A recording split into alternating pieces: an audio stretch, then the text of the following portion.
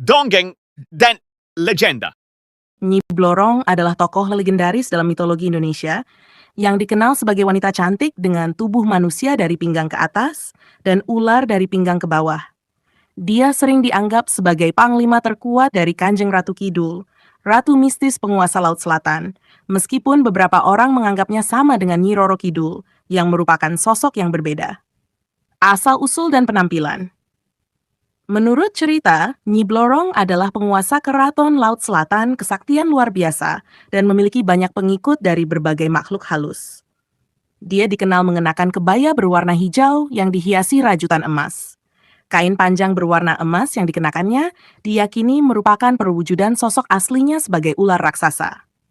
Pada saat bulan purnama, kecantikan dan kesaktiannya mencapai puncaknya.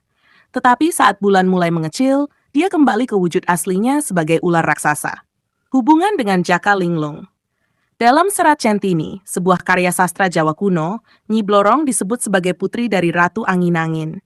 Ia dinikahkan dengan Jaka Linglung setelah Jaka Linglung berhasil membunuh buaya putih yang merupakan penjelmaan dari Prabu Dewata Cengkar. Kisah ini menunjukkan bagaimana legenda Nyi Blorong juga terhubung dengan tokoh-tokoh mitologis lainnya. Pesugihan dan tumbal Nyi Blorong dikenal karena kemampuannya mendatangkan kekayaan melalui pesugihan.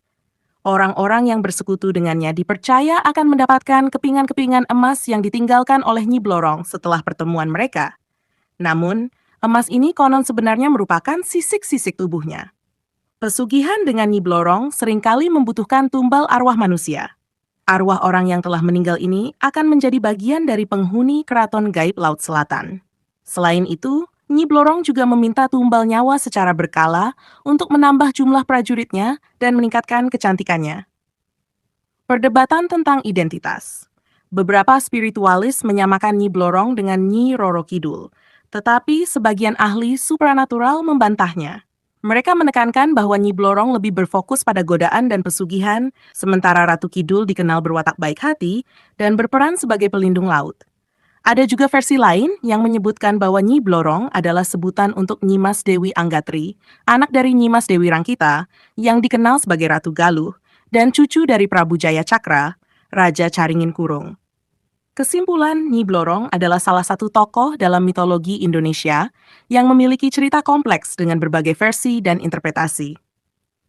Meskipun cerita-cerita tentangnya seringkali mencakup elemen-elemen mistis dan supernatural, legenda Nyi Blorong tetap menjadi bagian penting dari kekayaan budaya dan kepercayaan tradisional masyarakat Indonesia.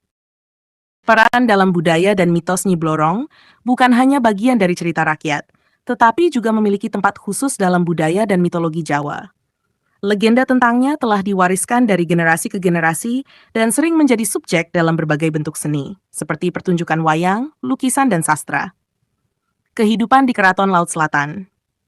Keraton Laut Selatan, tempat Nyi Blorong berkuasa, digambarkan sebagai kerajaan gaib yang megah dan misterius di bawah laut.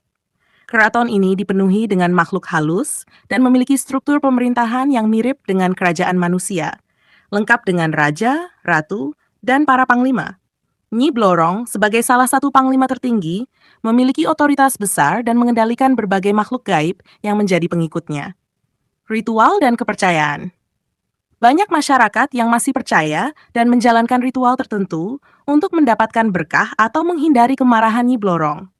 Ritual ini biasanya melibatkan persembahan seperti sesaji dan doa yang dilakukan di tempat-tempat yang dianggap keramat, seperti pantai selatan Jawa. Beberapa orang yang percaya akan melakukan meditasi atau berziarah ke tempat-tempat tertentu untuk berkomunikasi dengan roh-roh yang berhubungan dengan Nyi Blorong. Dampak sosial dan psikologis. Kepercayaan terhadap Nyi Blorong dan pesugihan memiliki dampak sosial dan psikologis yang signifikan. Orang-orang yang mencari kekayaan melalui cara ini seringkali terjebak dalam siklus ketergantungan dan ketakutan akan tumbal yang harus diberikan. Selain itu, cerita tentang Nyi Blorong juga digunakan sebagai alat kontrol sosial, mengingatkan masyarakat tentang konsekuensi dari mencari kekayaan dengan cara-cara yang tidak etis atau melanggar norma agama. Interpretasi modern. Dalam era modern, cerita tentang Nyi Blorong seringkali diinterpretasikan kembali dalam berbagai media. Film, sinetron, dan novel sering mengangkat cerita ini dengan penyesuaian-penyesuaian yang relevan dan konteks zaman sekarang. Hal ini menunjukkan bahwa meskipun zaman berubah, mitos dan legenda seperti Nyi Blorong masih memiliki daya tarik dan relevansi dalam budaya populer Indonesia. Penutup legenda Nyi Blorong adalah bagian tak terpisahkan dari warisan budaya Indonesia yang kaya. Meskipun terdapat berbagai versi dan interpretasi, esensi dari cerita ini tetap sama. Sebuah pengingat tentang kekuatan supranatural, godaan kekayaan, dan konsekuensi dari tindakan manusia.